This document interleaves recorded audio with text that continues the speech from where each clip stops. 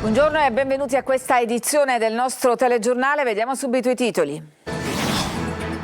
Corsa di cavalli clandestina con uomini armati di Kalashnikov a Palagonia. La criminalità non teme di mostrarsi. Le immagini finiti sui social. Sequestrati i cavalli, denunciati i fantini. Palermo fuori controllo, l'allarme della politica dopo gli ultimi fatti di sangue. È un ritorno al passato.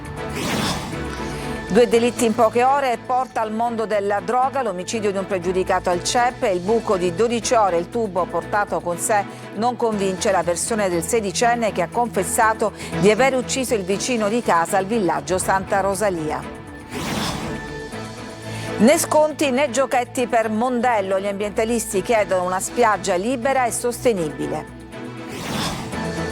Contro la povertà, la dispersione scolastica e la droga, a San Cristoforo firmato un patto per la legalità. Calcio, ultima sgambata per il Catania nel ritiro di Veronello, poi rientro in sede. Da mercoledì riprendono gli allenamenti, giovedì l'amichevole con il Santa Venerina.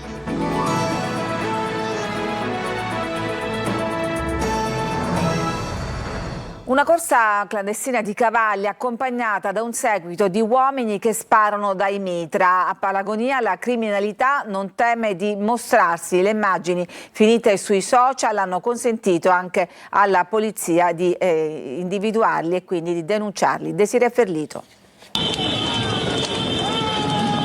Kalashnikov in bella mostra, pistole impugnate e spari esplosi in aria. Il tutto ripreso da telefoni cellulari come se fosse normale. Non siamo in un teatro di guerra, ma nelle strade di Palagonia, nel Catanese, dove ancora una volta la zoomafia alza il tiro e sfida apertamente lo Stato. La polizia, dopo la diffusione dei video diventati virali sul web, ha denunciato 2 catanesi di 40 e 45 anni per aver partecipato alla competizione clandestina. I cavalli privi di alcuna identificazione sono stati rintracciati nel quartiere San Cristoforo e affidati a una ditta specializzata che se ne prenderà cura. Nei video scene surreali, cavalli spinti a correre sull'asfalto mentre dietro si muove una vera e propria scorta di moto e quad. In sella uomini armati di pistole e armi da guerra, esibiti senza alcun timore. Una scena inquietante che secondo gli investigatori racconta non solo il fenomeno delle scommesse clandestine, ma soprattutto la volontà della criminalità organizzata di ostentare forza e controllo sul territorio. Gli investigatori stanno analizzando frame dopo frame i video circolati sul web per identificare tutti i partecipanti armati e gli spettatori presenti. E c'è un dettaglio che colpisce gli inquirenti. La corsa si sarebbe svolta di venerdì all'alba, circostanza insolita rispetto alle tradizionali gare clandestine domenicali. Un possibile tentativo di eludere i controlli delle forze dell'ordine? Un fenomeno che continua a ripetersi nonostante blitz, sequestri e arresti. Immagini che raccontano una criminalità sfrontata che si sente ancora abbastanza forte da sparare, mostrarsi e dominare il territorio impugnando un mitra in pieno giorno.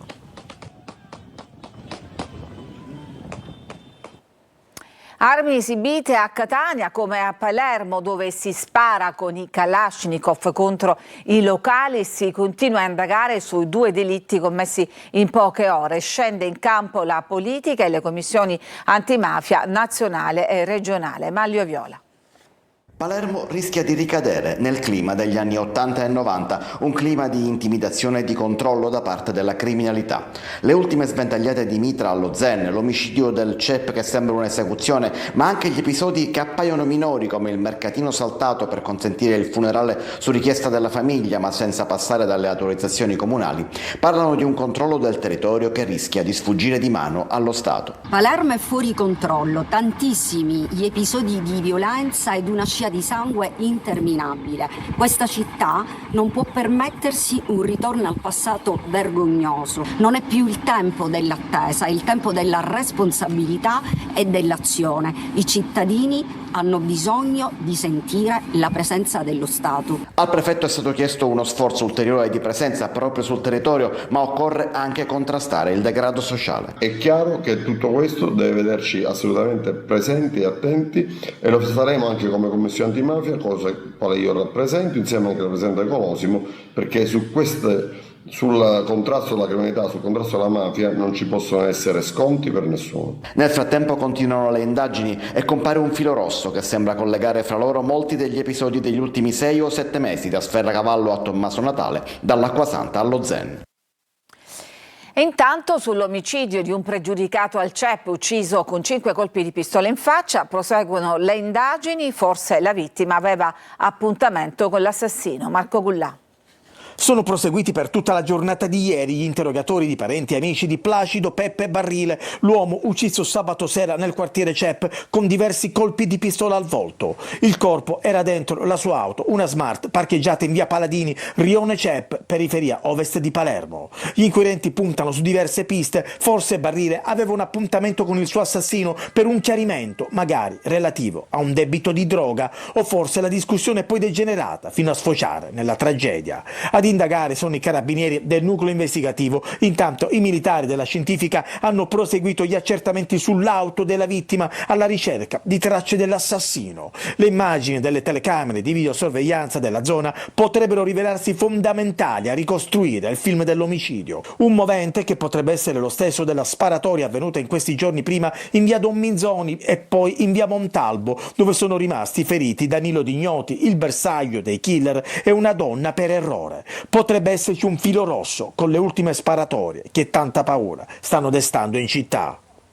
Un buco di 12 ore e tante incongruenze dietro la versione del sedicenne che ha confessato di aver ucciso il suo vicino di casa. Siamo sempre a Palermo per difendersi da un'aggressione a sfondo sessuale. Il servizio. Si indaga a tutto campo intorno all'omicidio di Pietro De Luca, l'infermiere di 69 anni trovato con la testa fracassata nel suo casolare di via Buonpensiero al villaggio Santa Rosalia di Palermo. Il giudice per le indagini preliminari non ha ancora convocato l'udienza di convalida del fermo del ragazzino di 16 anni, reo confesso del delitto. La storia raccontata dal minore, che si trova ristretto al Malaspina, non convince gli inquirenti e il magistrato vuole a sua disposizione più elementi possibili prima di ascoltarlo. Il reo confesso sostiene ancora di essersi difeso da un'aggressione sessuale da parte del vicino di casa e di aver reagito d'impeto, ma gli inquirenti indagano anche in altre direzioni, compresa l'eventualità di una rapina finita male. Il minorenne, secondo gli investigatori, aveva portato con sé il tubo usato per il delitto, non lo ha trovato sul posto. Inoltre c'è sempre un buco di 12 ore fra la mattina di venerdì e la mezzanotte successiva, quando il ragazzo si è presentato in questura. Da chiarire gli SMS inviati dal telefono della vittima alla moglie dopo la morte e i reali rapporti fra la famiglia dell'assassino e quella della vittima, che hanno terreni confinanti sulle sponde del fiume Oreto, in quell'area urbana ma semirurale dove si è consumato il delitto. Il servizio era di Maglio Viola. Torniamo a Catania, movida violenta e ancora armi facili, dove nel weekend a Catania una lite in una discoteca è finita con un ferito. Luca Ciliberti. Bottiglie rotte, vetrate in frantumi, qualche pezzo di nastro della polizia che delimitava la scena del crimine. Fortunatamente non c'è scappato il morto, ma la rissa in via Zolfatai a Catania, culminata con un ferito a colpi di pistola, racconta dell'ennesimo fine settimana di pericoli e degrado nella movida del centro storico. Infatti, nelle prime ore della mattinata di domenica, all'uscita da un locale di musica sudamericana, due gruppi di giovani, per motivi ancora da accertare, si fronteggiano. Botte, spintoni e urla. In preda ai fumi dell'alcol, la lite degenera. Qualcuno esce una pistola e spara. Un proiettile raggiunge alla gamba un ragazzo tunisino di 28 anni. Tutti si dileguano. Arrivano i soccorsi allertati da una volante della polizia giunta immediatamente sul posto. Il ferito viene trasportato al pronto soccorso dell'ospedale San Marco di Librino e non è in pericolo di vita. Degli altri, nessuna traccia. Gli agenti della squadra mobile stanno ricostruendo la dinamica dei fatti e i contorni di una vicenda ancora poco chiara, anche grazie alle immagini delle telecamere di videosorveglianza presenti sul posto. La stessa zona è stata teatro di un'altra aggressione ai danni di una ragazza all'interno di una discoteca. La vittima ha riportato la frattura del setto nasale. Tra armi e alcol, la movida della zona della stazione di Catania è diventata un'osservata speciale. Cambiamo argomento, andiamo adesso a vedere come sta il bambino di 10 anni che è precipitato dal primo piano di una palazzina alla periferia di Agrigento. Era a casa della nonna. Davide Sardo. Lotta tra la vita e la morte, il bambino di 10 anni precipitato dal primo piano di una palazzina nel quartiere Monserrato, frazione di Agrigento. Le sue condizioni restano gravissime.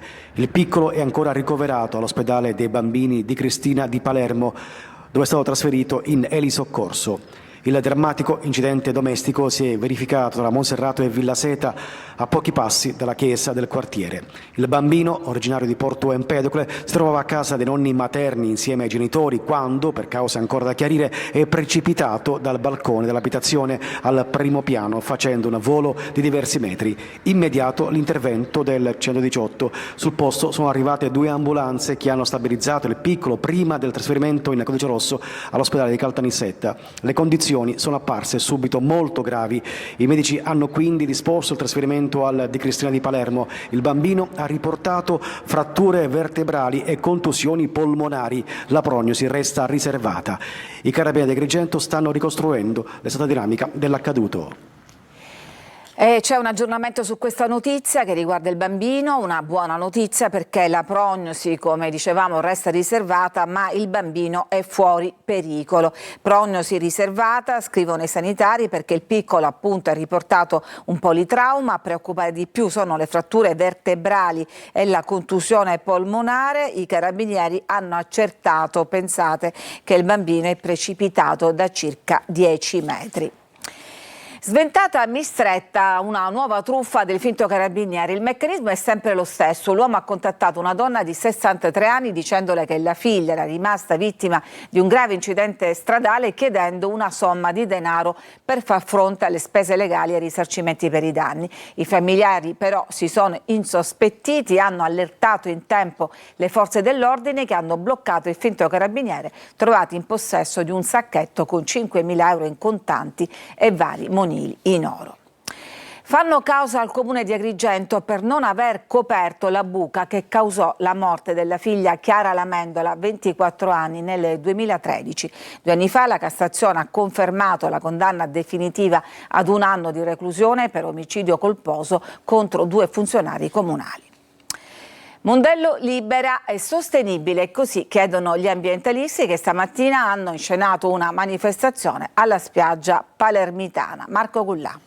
Mondello Libera, Lega Ambiente Sicilia, Libera e WWF sostengono il cambio di rotta avviato per la gestione della spiaggia palermitana e questa mattina, a 3 giorni dall'udienza del Consiglio di Giustizia Amministrativa sulla revoca della concessione all'italo-belga, hanno tenuto un sit-in davanti il Lido di Valdesi. Noi rivendichiamo insieme alle altre associazioni innanzitutto sulla gestione del demanio marittimo, trasparenza e legalità e sostenibilità ambientale. Sono come dire, le variabili su cui non consentiamo sconti né giochetti. Per questo appunto siamo convinti che anche la spiaggia di Mondello debba cessare questo monopolio che ormai dura da più di 100 anni. Legalità, ma anche rispetto dell'ambiente e del litorale. Mondello libera, sostenibile e legale. Non è accettabile il fatto che questo tratto di costa, che è la costa dei Palermitani, debba essere inibita all'accesso e soprattutto che ci siano delle pratiche legali e di libero accesso, garantendo la sostenibilità ambientale, sociale ed economica. Per il WWF le cabine e le stagionate rappresentavano un danno ambientale. A Mondello storicamente, in questi anni ancora di più, si depositano le uova, le tartarughe e la caretta, che sono tartarughe protette, dove depositano le uova, e noi abbiamo documenti storici, documenti reali, dove la tartaruga è stata costretta a deporre le uova perché c'era al di qua nello spazio che non è usuale per loro, ma perché trovavano la staccionata e non potevano andare avanti. Giornata delicata per chi viaggia in aereo per una serie di scioperi che stanno coinvolgendo controllori di volo, personale di bordo e addetti ai servizi di terra. I maggiori disagi si stanno verificando negli scali di Milano e Roma, situazione invece relativamente tranquilla negli scali di Catania e Palermo. In quest'ultimo caso, per lo sciopero del personale di EasyJet, sono stati cancellati i voli Malpensa-Palermo e Palermo-Malpensa. Nessun disagio per i passeggeri, informati per tempo dalla compagnia aerea che ha provveduto alla riprotezione. E c'è il timore di una nuova stangata alla già fragile economia delle isole minori in seguito all'annuncio degli aumenti tariffari dei collegamenti marittimi da parte della compagnia Caronte e Tourist previsti a partire dal 15 maggio. Rincari che, denuncia il sindaco di Pantelleria d'Ancona, oscillerebbero tra il 30 e il 50% sia per passeggeri, veicoli ordinari, mezzi commerciali e anche per i residenti. Esprimere preoccupazione anche Confesercenti Sicilia, che parla di un duro colpo anche per le imprese turistiche. Ci fermiamo, c'è adesso una pausa per la pubblicità, torniamo tra poco per parlare di un patto educativo per la legalità a San Cristoforo, il quartiere di Catania.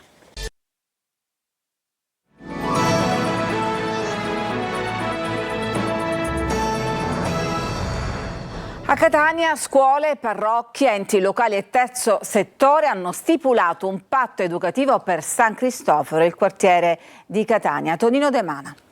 Una firma dietro l'altra, scuola, parrocchie, enti locali e terzo settore che fanno rete con l'unico obiettivo di preservare la legalità a San Cristoforo, uno dei quartieri difficili di Catania. Un'alleanza educativa, un patto di comunità che mette al centro i problemi comuni come le famiglie in stato di povertà, la dispersione scolastica e lo spaccio di droga. È una piaga quello dello spaccio anche da parte di bambini o ragazzini qui a San Cristoforo. E allora cosa fare? E allora sicuramente valorizzare attraverso questa rete sinergica le varie realtà, essere presenti e saper ascoltare in modo particolare le realtà delle famiglie e dei giovani. Togliere un bambino dalla strada quanto è importante per voi? Togliere un bambino dalla strada significa recuperarlo e soprattutto attenzionare i bisogni. Gli fa eco il sociologo Carlo Colloca, uno degli ideatori del patto educativo. Occorre fare rete e infatti ci sono altre realtà anche nel quartiere, ma l'appello che è stato fatto da quando questo cammino è iniziato più di un anno fa è che secondo uno spirito di sussidiarietà ci sia un dialogo, una disponibilità da parte dell'ente locale. Assenti i vertici della prima municipalità. E siamo agli spettacoli, un trionfo di colori orchestrali al Teatro Garibaldi di Modica con l'orchestra del Teatro Bellini di Catania e il pianista Ishkanov.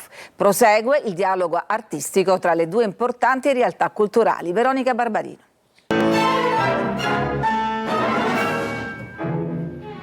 Il grande repertorio sinfonico russo trasforma il Teatro Garibaldi di Modica in un palcoscenico di respiro internazionale.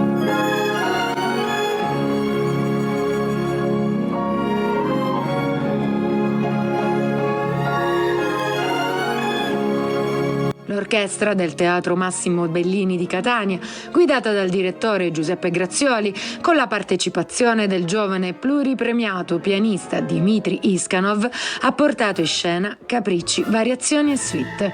Un trionfo di colori orchestrali, virtuosismo e forza evocativa.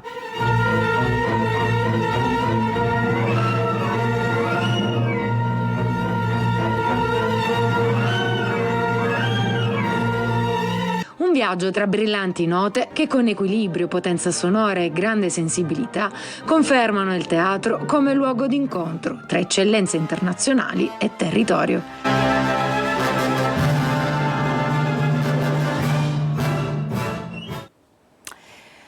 E in tema di musica, subito dopo il telegiornale torna il Focus. Oggi Eva Spampinato parlerà appunto di musica con uno dei protagonisti siciliani che compie 20 anni di carriera. Parliamo di Mario Biondi, crooner internazionale che ha da sempre cantato in inglese ma che nel suo nuovo album per la prima volta usa parole in italiano. Una vera prova d'autore per l'artista che sarà ospite del Focus di oggi in onda alle 14.30 dopo il TG su Telecolor in streaming anche sul sito Sicilia Web.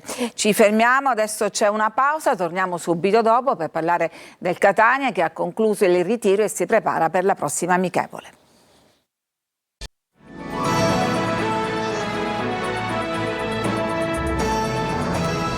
Siamo al calcio, questa mattina ultima sgambata per il Catania nel ritiro di Veronello, poi rientro in sede, Toscano si gode i progressi di infortunati acciaccati, giovedì alle 17 con il test il Santa Venerina e solo mercoledì mattina si saprà se l'amichevole si giocherà a porte aperte. Marco Carli.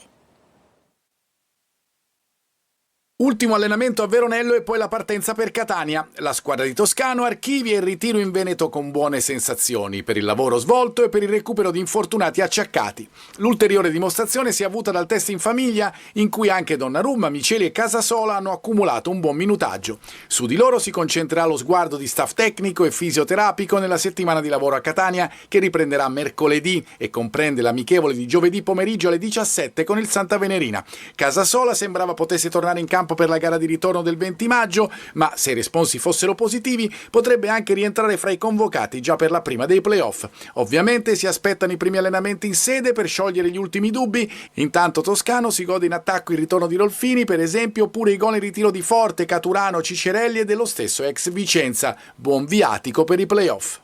A proposito, questi risultati dell'andata del primo turno della fase nazionale, responsi dal campo che per la qualificazione favoriscono il Potenza, dominante a Campobasso, 0-3 il finale, e il Renate che con un 2-0 esterno ha smorzato gli entusiasmi del Casarano, ma anche la Salernitana vittoriosa a Caserta 3-2, pari fra Pianese e Lecco e fra Cittadella e Ravenna. Dovesse passare quest'ultimo sarebbe testa di serie a seguire la Salernitana e subito dopo il Renate, dato importante perché la migliore delle qualificate non potrà incrociare il Catania. Il ritorno del primo turno si terrà il 13 maggio. Chi gioca in casa questa partita, cioè le teste di serie, passa il turno anche con un risultato complessivo di parità nella doppia sfida. Ed è tutto per questa edizione, vi lascio adesso al Focus condotto da Eva Spampinato che ospita appunto Mario Biondi. Grazie per averci seguito e a tutti un buon pomeriggio.